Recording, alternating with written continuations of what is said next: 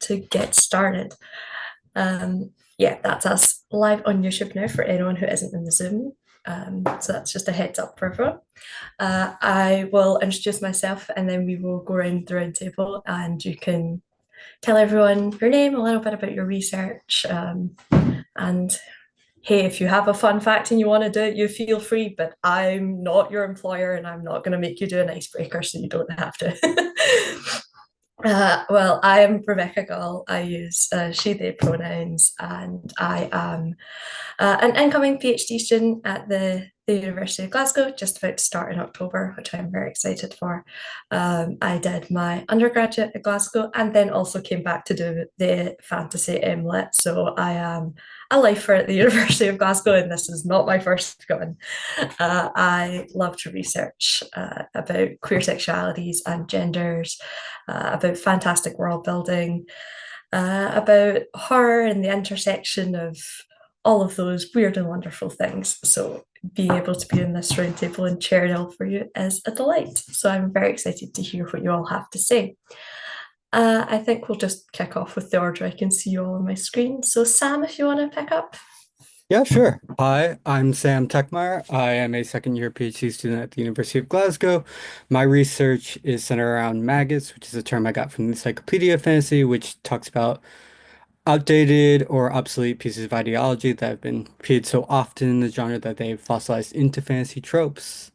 And sort of I explore how those sort of pieces of ideology like racism, sexism, homophobia, and colonialism and all those other things sort of influence the way we sort of view the genre and what we can do to sort of push back against those ideologies. So I look at authors who I see as resisting those things like Ursula K. Le Guin, Terry Pratchett, Tab Williams, and Samuel R. Delany, and explore how how sort of a resistance to this more to react there has always been sort of a resistance to the more reactionary elements of fantasy for as long as the genre has been going on. But yeah, no, that's me. And then yeah, I'm also a graduate of the Fantasy MLit. I am not a Glasgow lifer though.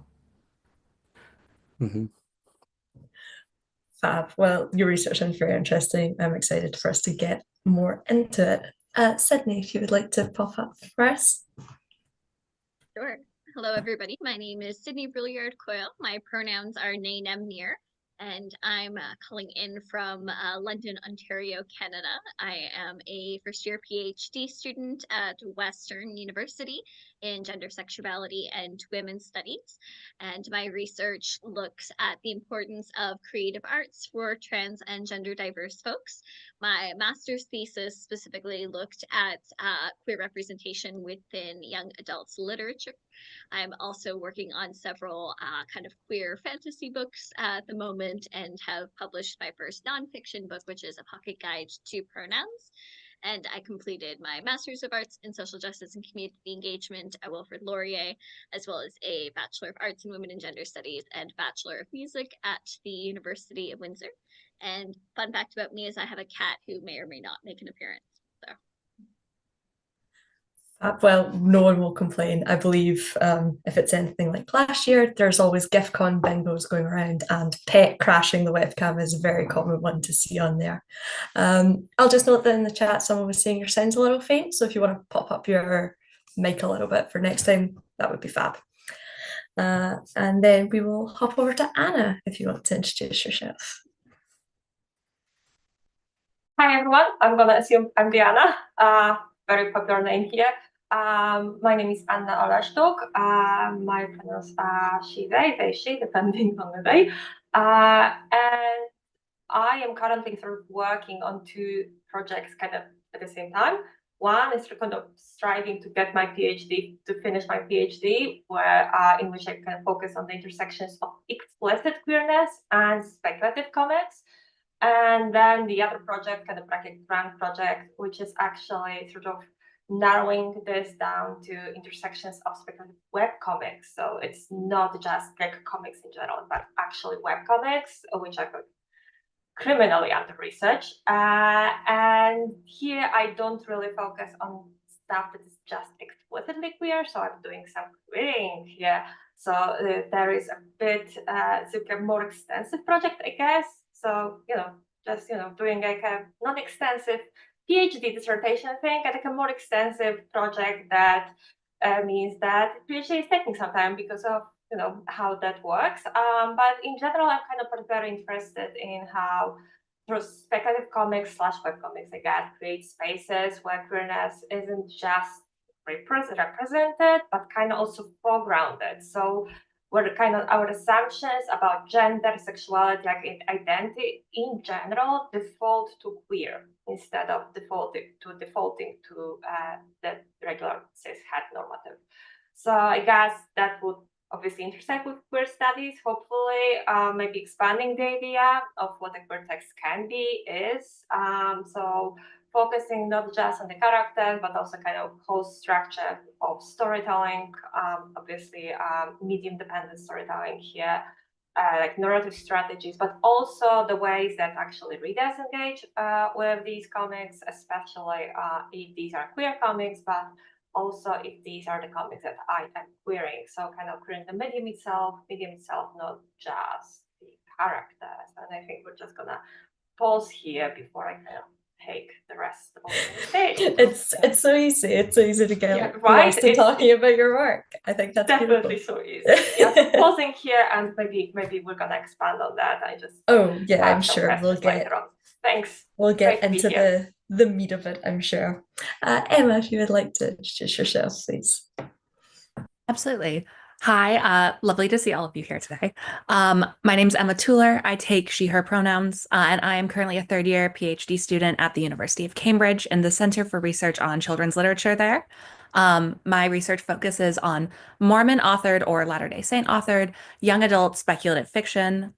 So some immediate titles are things like Brandon Sanderson's Mistborn, Stephanie Meyer's Twilight, Orson Scott Card's Ender's Game. And I look at the process of theosis, or mortals becoming divine, across all of these books, specifically focusing on how characters with marginalized genders, typically women, cis women in these books, but also some queer characters, have a different process of becoming divine than their cis het male counterparts. Broadly across the rest of my research, I'm interested in all sorts of different types of theology and fantasy, with a specific focus on gender marginalized and queer folks. And I'm so excited to be here today. We are so excited to have you. I also have my lovely deputy chair, Lily. Lily, if you want to say anything, please feel free and introduce yourself to the group. Hi, I'm Lily. I'm a current student of the Fantasy and Lit, and yeah, I'm just here to help today. So excited to hear from everybody. Yeah, well, we're very glad to have you. I'm very glad for the help. So I'm very excited to get into it. Yeah, everyone's research is so very interesting, and you all have such a fascinating focus on the ways in which queerness kind of permeates this genre and the sort of different angles you can come at it from. I think we've got a really great collection here of different ways to study queerness, which I think is wonderful. But I think sort of leading into that, my sort of opening question here is, we kind of touched on it a little in your intros, but more specifically, how do you think that your research deals with sort of queerness, and where do you see it sort of intersecting with the current field of queer studies? Are there particular theorists or theories that you find yourself reaching for a lot? Are there particular theories or theorists you find yourself fighting against a lot? Because we all know that part of academia is sometimes you just have beef with someone, and that's fine. But yeah, if anyone has any thoughts on where they think their work kind of slots into this existing canon of queer studies, I would love to hear.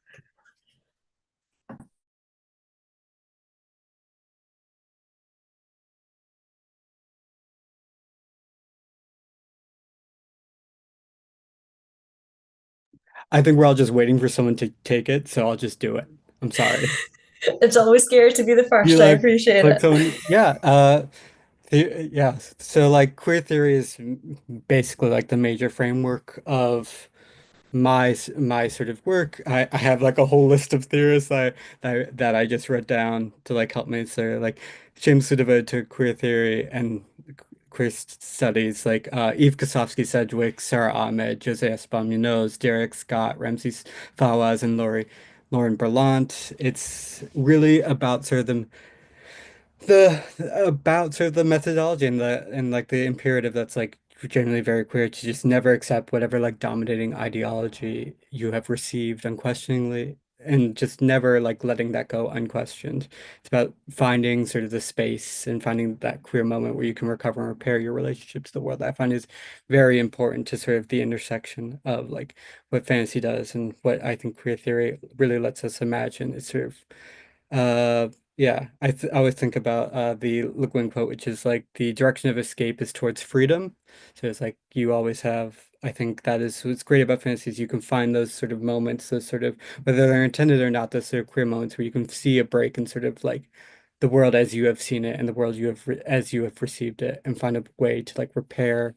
And that's sort of like repair, yeah, the reparative reading Eve Kosofsky Sedgwick is just like that's the first like major like queer reading of fantasy I ever did, about like using that to talk about a wizard diversity. And I'm just, yeah, so that's it's all just sort of mashed up together in like how I approach fantasy and everything.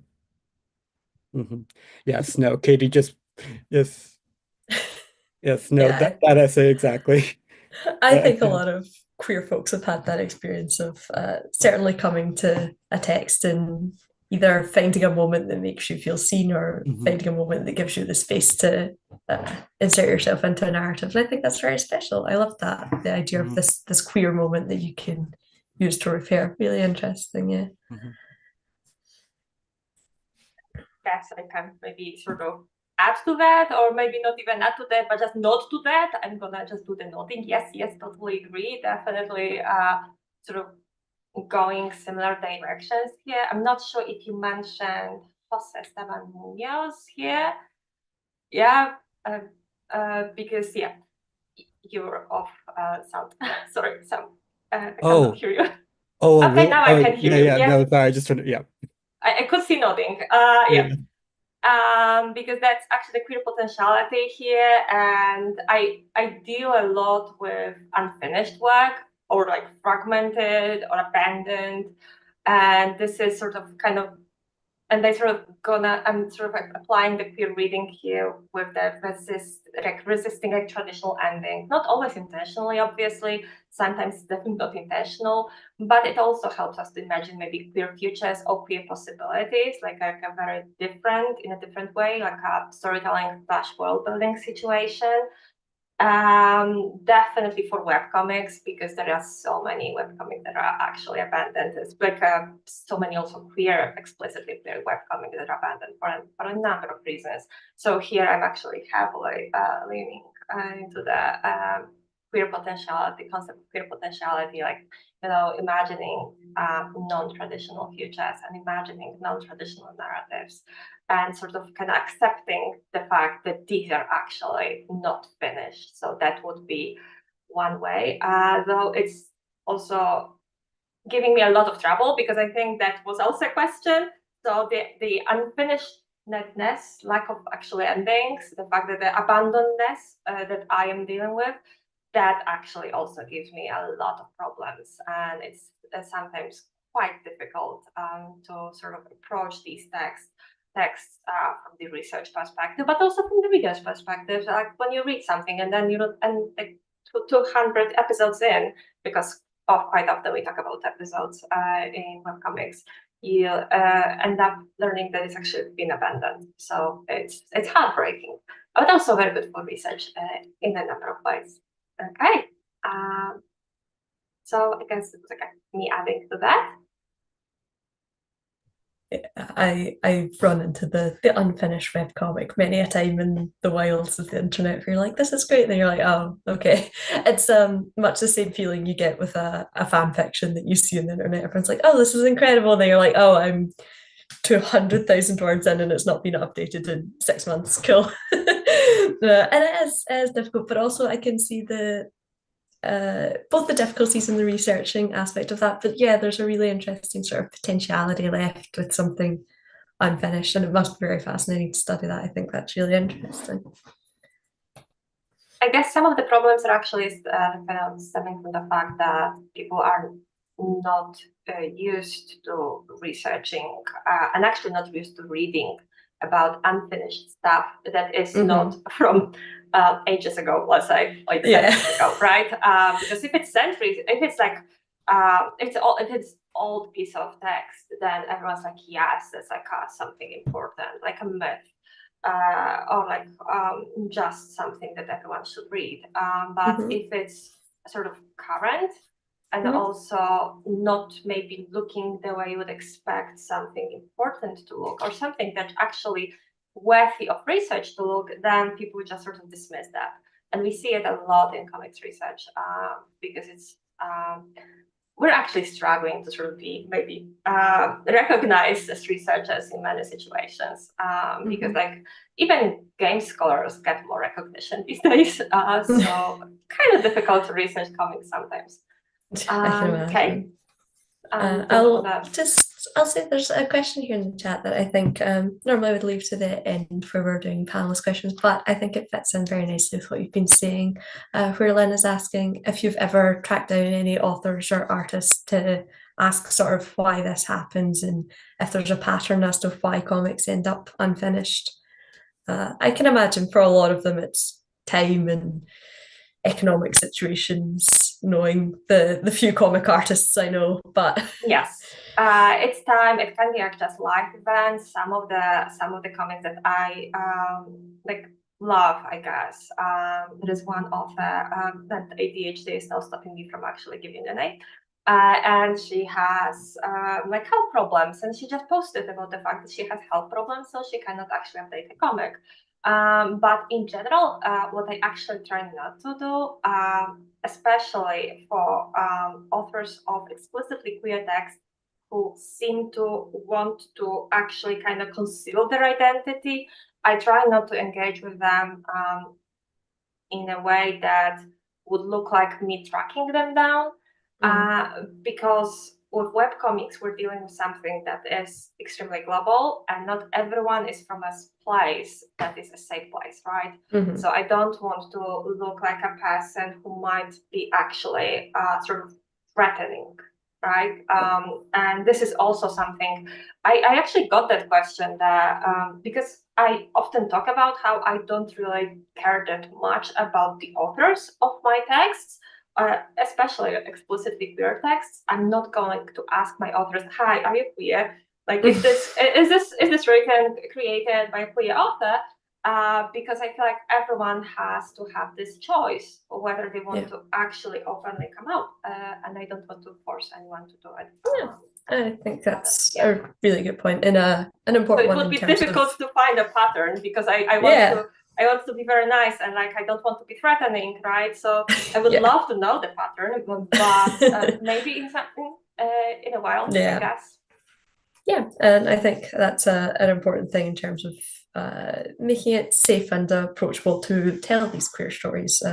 You don't want to unnecessarily feel like you're forcing someone into a corner or anything similar. Yeah.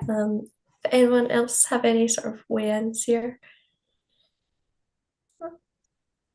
I can go. I think like when we're talking about the current field of queer studies, one thing that I'm always very aware of in my own research is that Mormon studies is probably not the first place most people think of when they think of a, thriving community of queer studies.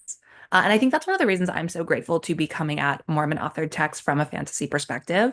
Because the lovely thing about fantasy and sci-fi and speculative fiction is that so many of these texts lend themselves to a queer reading so readily. Like as soon as you have non-human bodies and extra human bodies and bodies doing, incredible, fantastic things, understanding a queer and like non-normative form of gender can get so interesting so quickly. And so as soon as you have that lens to go into these really religiously influenced texts, it becomes so much easier to talk about how can we read more potential into these texts that might be interpreted as conservative or homophobic, and like find these moments of utopianism, like you were talking about Muminos, and like this space of like how can we create this place where we have more space. And so anyway, that's my little like love letter to fantasy literature, because it is such a beautiful way to queer places that like you might not think are easy to queer. Yeah, no, I completely agree. My master's dissertation was on monster human romance, and very similar to that, you can find that even in the sort of cis hetero texts that sort of subgenre yields, there's space for queering because, like you say, the body is changing and the body is non-normative. And when you get into that sort of space, you're like, okay, well, it's not necessarily what you would expect from a normative relationship. So yeah, I think this sort of fluidity in fantasy lends itself to queering in a way that I think is very, very fascinating. I'm going to jump in here as well. I'm really glad that a couple other panelists have brought up the idea of utopia and mythos, as I definitely draw from a lot of that in my kind of work. And I think the idea of utopia specifically is like something very prevalent, of course, within the fantasy genre, but also just within our lives as queer people, where it's like, you know, we live in this like basically kind of non-queer dystopia. So how do we create kind of these queer utopian spaces and communities? And I think that's kind of where I draw a lot of the work that I'm doing in terms of research, especially within my master's work, but also within my PhD dissertation, is this idea of creating those spaces and these like little pockets in the midst of this like cis heteropatriarchal kind of oppressive dystopian system for queer existence, and how we create those pockets of queer resistance and queer utopia. Yeah, and I think so important right now, given the general state of the world, finding those moments of utopia and those moments of space and those spaces that we can carve for ourselves, I think is very important. And I think specifically in fantasy, we find such a lovely way to do that. So yeah, much like Emma, I just have a love letter to fantasy in my soul at any given point. But I think going forward, like as much as we love to queer fantasy, like Will sort of mentioned, it's not always been the most progressive genre. There has been a long time and a long history of it being a very sort of normative cis hetero genre. And so I wonder, for all of you, both personally and in your research, do you think that there's value in reading queerness into texts? I imagine, Emma, you will have some thoughts on this given the specific angle of your research. But when we have a fantasy text that takes a non-normative position on something, but by other accounts could be considered quite conservative, do you find a value in making this queer? Does the sort of framework of the non-normative text make it queer to you? Yeah, how do we sort of come at more conservative texts in these lenses?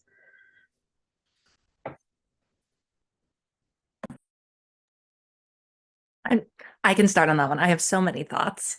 I think one of the things that I'm perpetually interested by is especially looking at some older science fiction and fantasy texts. And like this is definitely dealing with the realm of the older, more conservative science fiction and fantasy texts, is how often there are just very explicitly queer themes and motifs. I'm specifically thinking about, I do a lot of research on Ender's Game and the Ender's Game series, where you have alien species who just have intensely non-normative genders.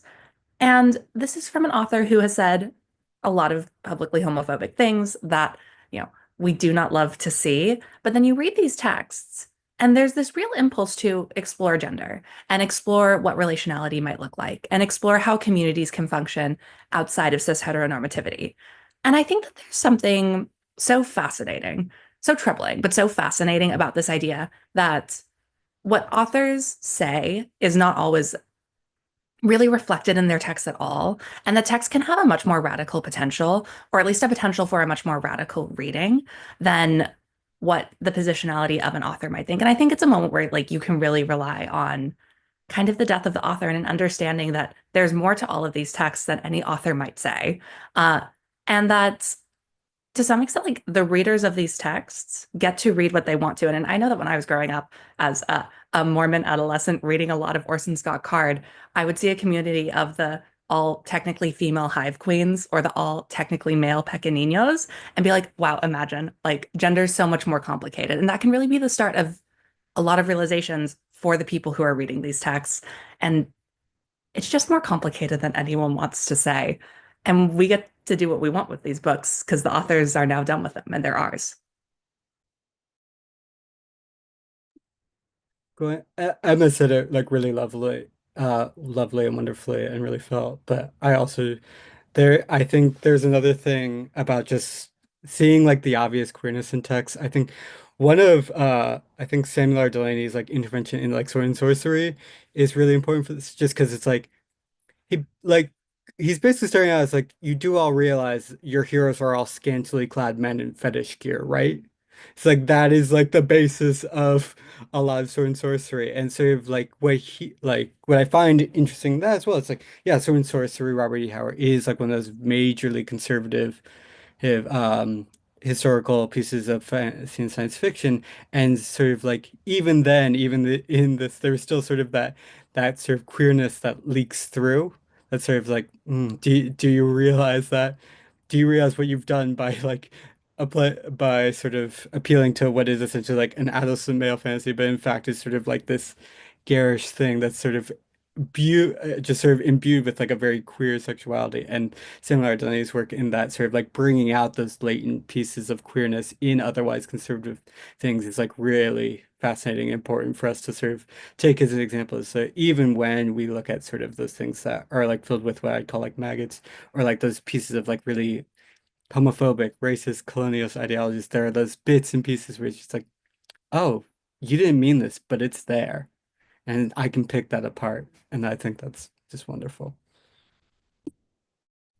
Yeah, I always think it's fascinating to see where the radical creeps in, and you know that the author likely has not intended it, but it's there, and whether they've done it subconsciously or not, there's like, oh, there's a potential here, and I think uh, queer scholars so often operate in potentiality. So yeah, I completely agree.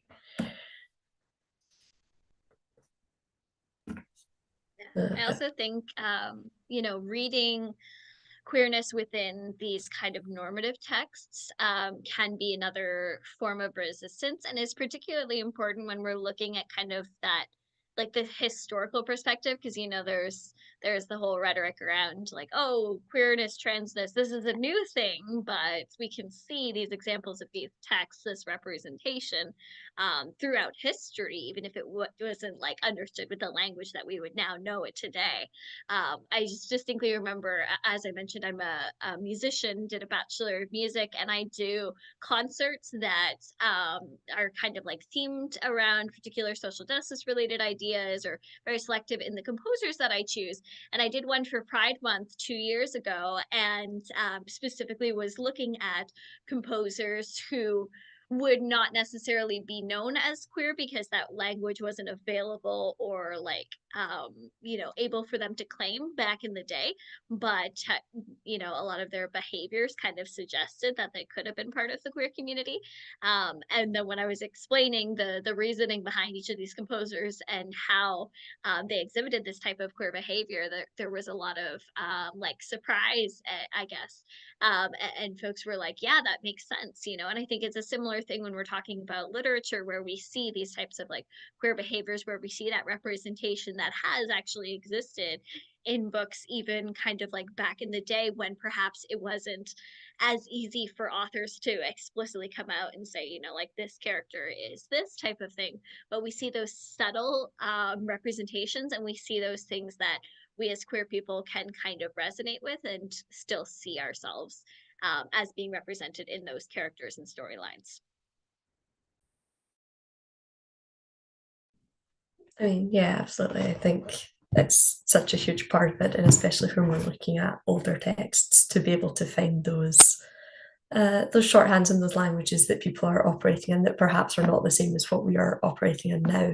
And I think that's very important. And there's a long history of queer people in fantasy, and I think it's important to be able to gesture to that.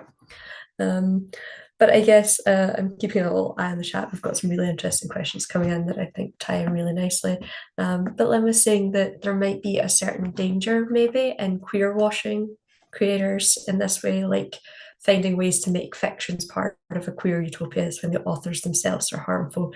Um, I think we all think of the same women when we say that, but you know, there's a host of people here who have perhaps views or politics that we would consider to be harmful to the community. Do you think that there's room for those texts to still be part of our canon? Do we fold them in? Do we take what we take from them and discard the rest? Where do you personally stand in that? I know it can be complicated and different for everyone. I'm going to jump in here because I definitely have a lot of opinions about this as somebody who, I mean, as you said, we're all kind of thinking it around, Harry Potter and J.K. Rowling. And I grew up on Harry Potter, and that was such a big thing. And initially I thought to myself, because I also used to be into writing a lot of fan fiction, and I'm like, I'm going to just queer the heck out of everything, everybody is queer, so on and so forth. And that felt okay for me at that time. But as things have continued to escalate and her behavior has continued to be problematic, I've found that for my own process, even something as simple as fan fiction, which obviously does not show any direct support to her, that is not something that I can continue to engage in. But I think it's a complicated relationship where different people who are differently impacted by this type of behavior need to do what makes sense for their own kind of healing and resistance process. So I don't think it's a simple answer, but it's just a matter of how do people kind of figure out how to respond to these types of situations while recognizing the harm, but also being able to ensure that queer voices are centered, which could be through fan fiction, or it could be through saying, this isn't something that I can engage in. So. Yeah, I love that answer, Sydney. I also think that we all wear different hats as people, right? Sometimes I'm putting on my hat as an academic and a researcher where there aren't a lot of texts that fit into my corpus. And so I'm kind of having to look at texts with authors whose opinion I do not necessarily love or agree with. And I'm trying to do my work in my readings anyway. And I'm going to feel really, really differently about that as a researcher than I would as a fan. And as a fan of fantasy, I am interested in these texts with problematic authors and problematic opinions and things that do not resonate with me and I do not agree with, because I'm interested in the seeds that grew into the really incredible, thriving queer fantasy publishing world that we now get to see. When you look at some of the very cishet-normative texts of the past, you can see some of the things that inspired the authors who are now writing just incredible queer positive worlds. Top of my mind, Sarah El-Arifi's Queer Norm, The Final Strife is one of my very favorite series right now. And this author has talked so much about how inspired she has been by the books that she grew up reading, which were books that did not have that queer rep. And she now uses that as part of her process to create these new worlds. And as a fan, I'm a much bigger fan of Sarah El-Arifi than I am of some of the authors who have come up recently. But that's going to be different as a researcher, where I find it really interesting to read queerness into these non-queer spaces. And that's going to be different for everyone. And I think we need researchers doing kind of everything. Yeah, I would just say as well, I don't know if it's necessarily just because the question said queer watching, I don't know if that's necessarily what we're doing when we're reading queerness into these texts. We're finding sort of resonances in them that we can pull out and find a queer meaning in. It doesn't mean that the author themselves is not problematic, or that they don't, or the text at large is still phobic, whether it's transphobic, homophobic, or any other kind of bigotry. It's that there are those moments in a text where you can see the potentiality, and you can find the potentiality. It's that knows it's sort of as well, sort of he talks about how you can often find queerness in ephemera or traces, which is the Derridean. And I'm not the person to talk about Derrida because I don't know Derrida that well. But it's about sort of those moments where you can pick up on it. It's about those traces of things you can find in it. And I'd say as well, that when we think about sort of, oh God, what am I trying to say now? Just about the history of very queer texts in fantasy. One of the, I think it has a very longer name, longer sort of caveated title, like award or designation. But the first AIDS novel was Samuel R. Delaney's, published by a major U.S. publication, and like, or novel length treatment. It's all those sort of caveats that any sort of first has. Was the third volume of his Return to Neverion series, and specifically the story A Tale of Plagues and Carnivals. So it's like we've always been here. We've always sort of been a part of this community, and even fantasy itself has been one of the first things to talk about, like major events that happen in queer life.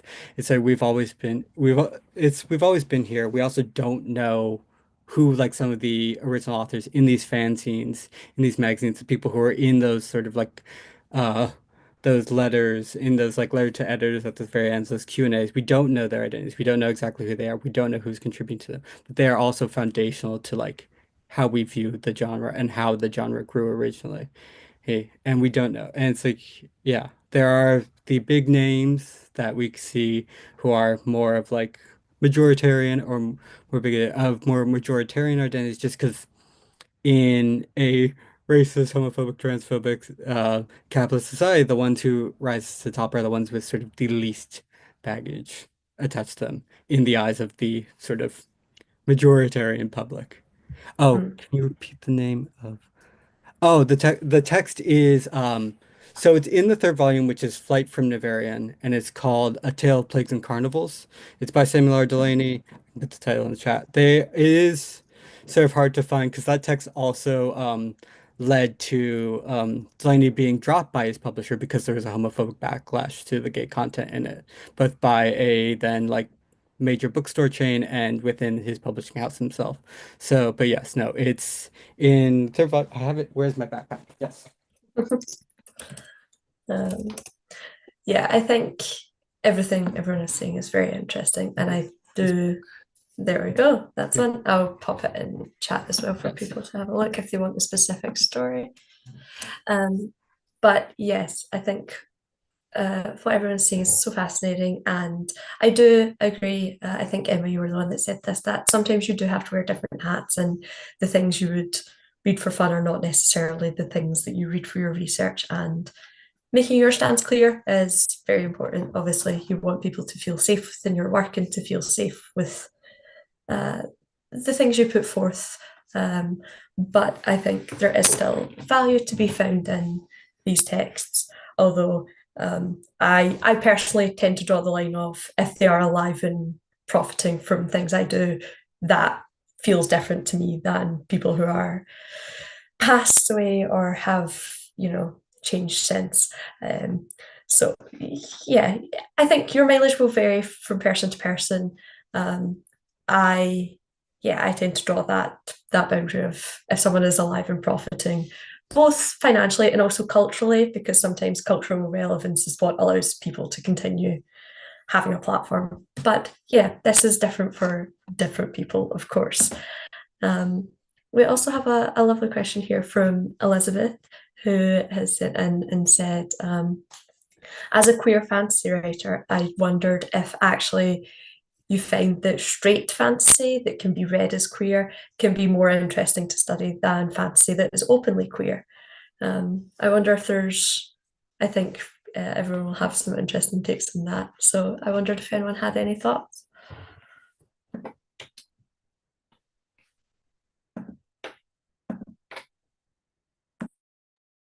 We have a bit of that question disappeared. I wanted to look at it. Sorry. Okay, I can see it. I actually have a bit of a experience, I guess, in that, but like a very, very complicated. There is a text that I am actually sort of engaging with, Odyssey. It's a comic by Matt Fraction and Christian Wald, which actually sort of advertises itself as feminist semi-queer. They don't actually use queer, but it's like a gender-bent retelling of Odyssey, where Odyssey is a female and you have a third gender and so on and so forth. So it's actually incredibly difficult not to read it queerly, not to read it as queer. But it's super interesting because it's also in a way supposed to be sort of straight-ish. And the parts that are supposed to be queer are actually sort of not queer.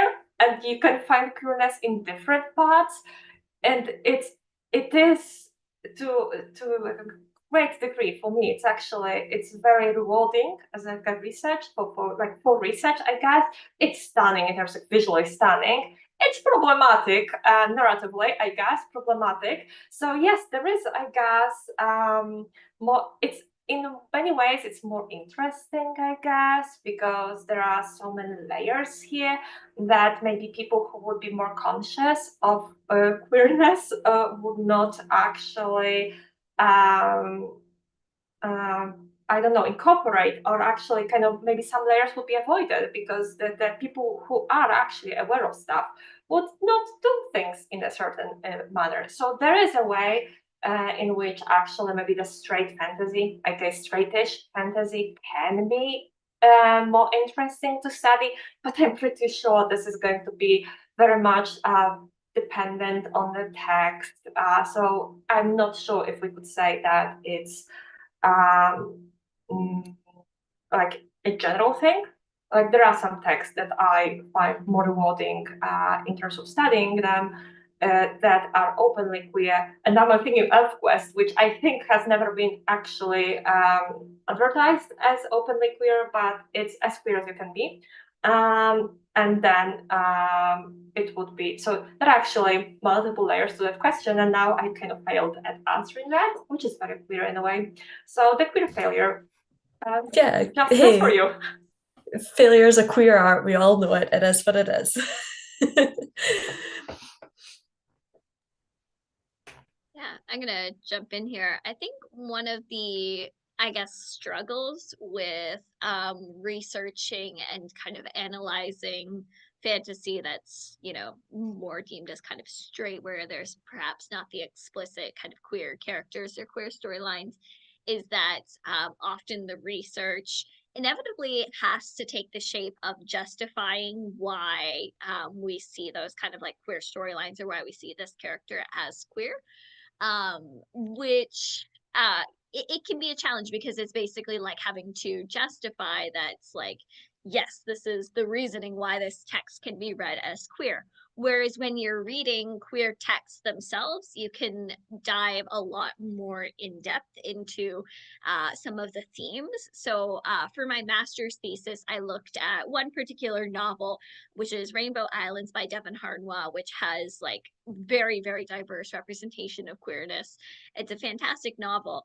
But I came in thinking that this was going to be basically like, yay, look at this amazing queer representation. But then as I was engaging in it, and bringing in kind of works by different queer theorists and such, it was making me realize that yes, there's amazing representation of queerness, but and even though like there's this queer kind of fantasy world, it still reproduces some normative systems while also challenging some normative systems. So rather than focusing my research on kind of justifying like, this is a queer character, queer storyline in the midst of kind of like a typical like straight hetero you know, like fantasy, I was able to say like, this is a queer fantasy world.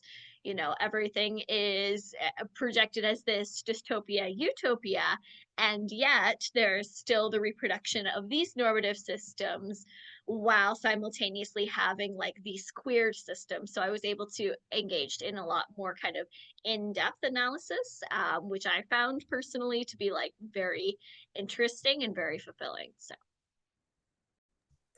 Yeah, I think there's a very interesting balance to be found. I think there is value in being able to queer more normative texts, but like you say, sometimes that does come down to justification of queerness rather than getting to dig into what queerness means in those texts. So yeah, I can completely see that.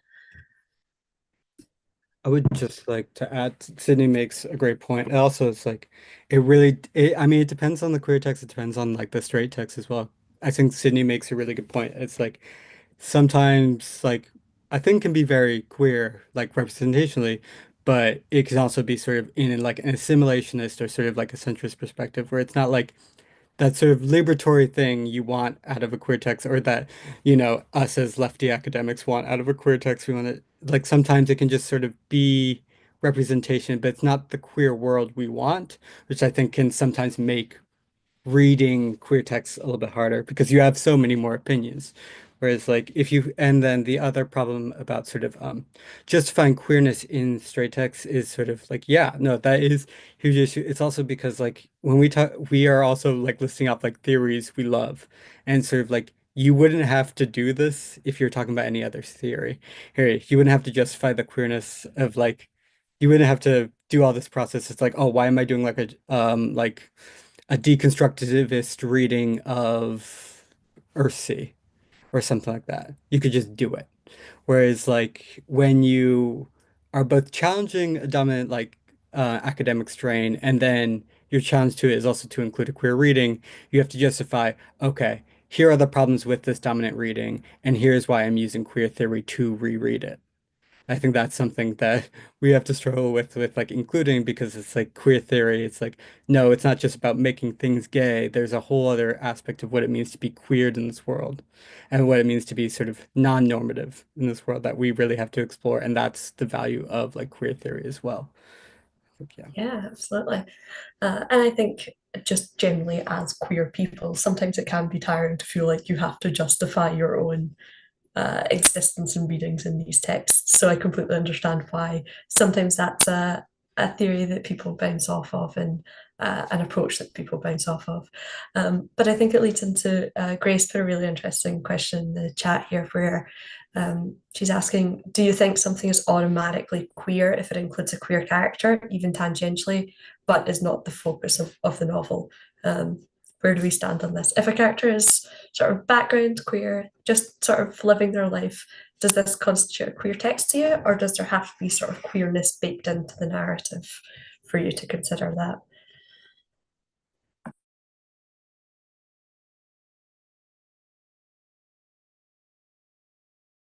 I actually have a kind of like sort of kidnapping that, but I actually have sort of like a bingo situation thingy, like a scheme that I am sort of following, and just to decide whether a specific text is explicitly queer, because that's for the PhD part. Because I don't really believe that if you have a queer character, this text is going to be specifically queer. So I have this multiple additional factors that I am taking into consideration, and I'm just going to read them because it's like some things that I'm sort of working in. So I want that, first of all, the queer character, it actually has to be that's not an it. They actually have to be depicted in a way, in such a way that actually it would be impossible to sort of read that queer character as either cisgender and or heterosexual, because sometimes we're gonna have this is a queer character and nothing around them is going to be queer, and that's not a queer character for me. So I also want that my text to actually foreground queerness by sort of assuming the default queer reader. And that like normally texts actually assume the reader to be white, cisgender, male, straight, and so on and so forth. And I actually kind of try to find texts that assume our readers as default readers as queer, and with actually additional, additional factor would be with default mental and or bodily health being unspecified or struggling instead of like, fully able-bodied and healthy.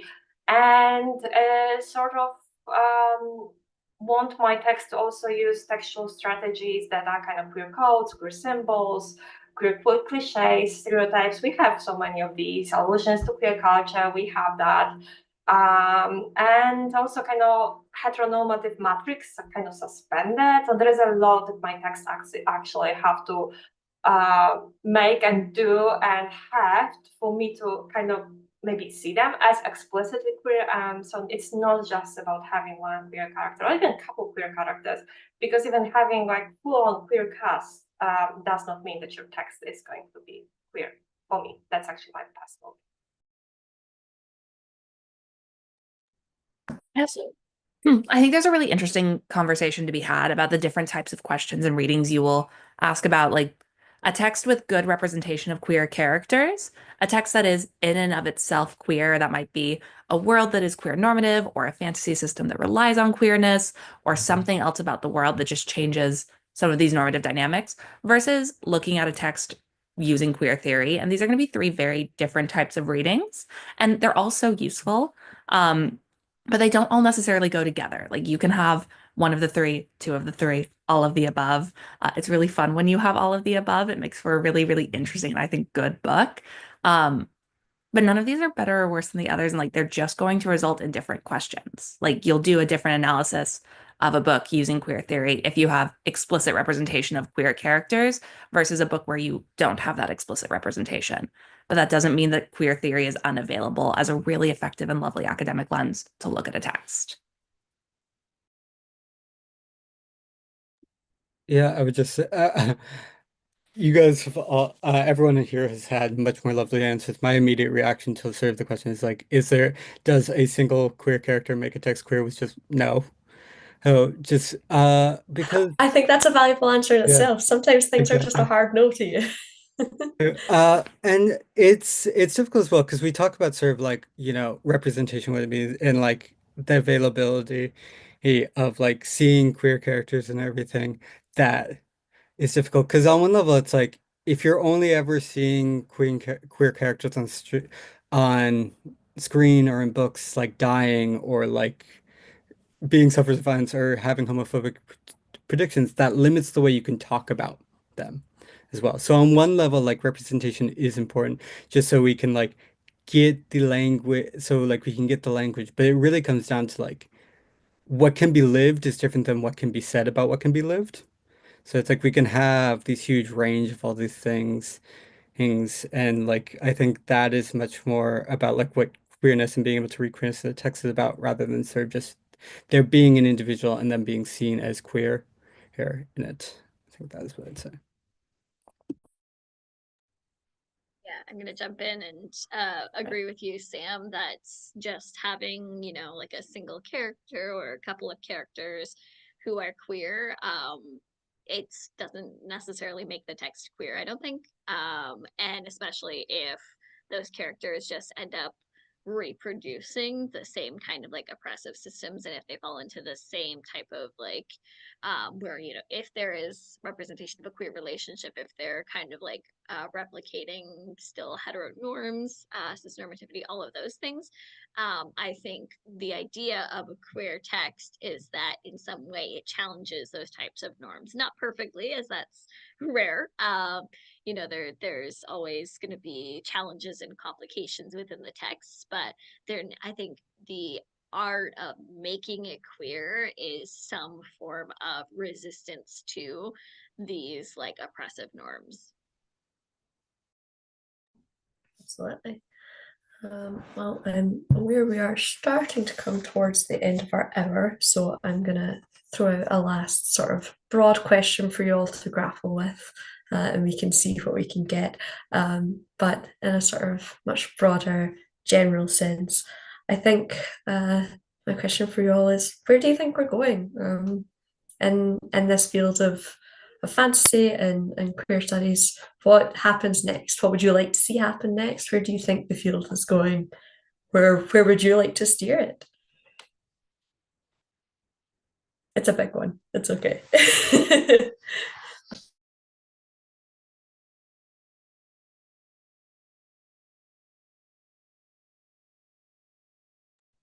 I can get us started. I want to come back to the idea of utopia and dystopia. So I think when we think about queer research more broadly, not necessarily just in fantasy and representation, a lot of research has focused on kind of what's referred to as like a damage-centered approach, where we look at the ways that queer and trans folks struggle against oppressive systems, the effects of that. We were thinking about things like mental health. We look at the harms of conversion therapy, internalized homophobia, so on and so forth. And there is place for that type of research still.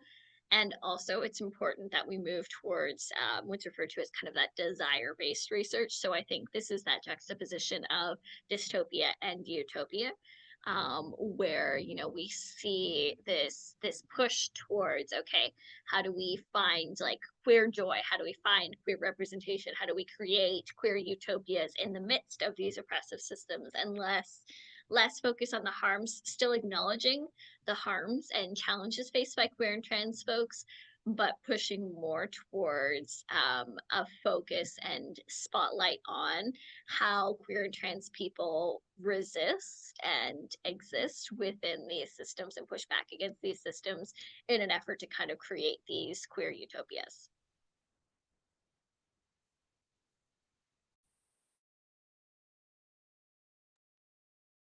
I love that answer. I think for me, the word that I keep coming back to in my research is a sense of expansiveness. That's expansiveness in terms of what we think we can look at with queer theory in a productive way, whether that is books with incredible queer representation or books that have really, really harmful representation that we can kind of reclaim and improve by putting them to the test of queer theory. And that's bringing queer theory to places where we think it absolutely belongs, like the world of fantasy, or into fields where it feels more uncomfortable, but can still do really good work.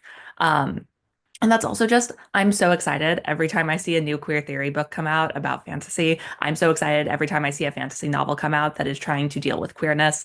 I just want more. I want this to keep expanding. And I'm really excited about the direction that things seem to be going in, because like I do think there is just more, which is great. Yeah, I love that word expansiveness. I think being able to tell a wealth of queer stories is the goal for me. You spend so much time trying to find the right story, but I think being able to tell all types of stories is a wonderful goal. Sam, were you gonna chime in here? Oh yeah, I was Go just for it. because we're talking about like looking forward. I was like, oh, we can bring up Munoz again. Good. I have all my notes here of Munoz quotes, and that text that I put in the chat is Cruising Utopia, the then there of queer futurity, and it's phenomenal, but it opens with sort of the statement that we have never been queer, yet queerness exists for us as an ideality that can be stilled from the past and used to imagine a future. The future is queerness's domain. Queerness is a structuring and educated mode of desiring that allows us to see and feel beyond the quagmire of the present.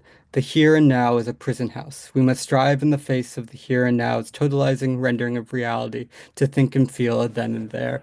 I think that's the open statement, and also just really important to like keep our minds on. It's like it's horizon. We don't it's something I aspire to do like more reparative readings. I aspire to do like queer phenomenological readings about like the objects of fantasy. I aspire to do so many things and use queer theory and queerness as this lens to like look and really grapple with um just the baggage, because we love this, and like again, love is a queer feeling. Lauren Belant, you could read that as well. Uh, it's like that weird thing about repetition and uniqueness, and like fantasy and like canon building, and what could be a queer making, fantasy queer making or queer making fantasy or whatever, however you want to phrase it, is like about finding the then there, the past text that can be filled with new meaning from like a queer lens, or those new texts that come out and you find and that that bit that just like tickles your brain in a lovely little queer way. Hey, and it's just about like finding those things, whether they're in the past, whether in the present, whether they're aspirational. But it's like we're always sort of reaching towards those things. And it's about sort of the touch. It's about sort of like being able to like meet that object and sort of have it in arm's reach or have it available to you. It's just like, yeah, I think that's where I want to go. Just like being able to approach objects and like in that queer phenomenological way of just being like, this is made available to me because of my different perspective, because I'm coming at a different angle. And I think that's where I want to go with all of it.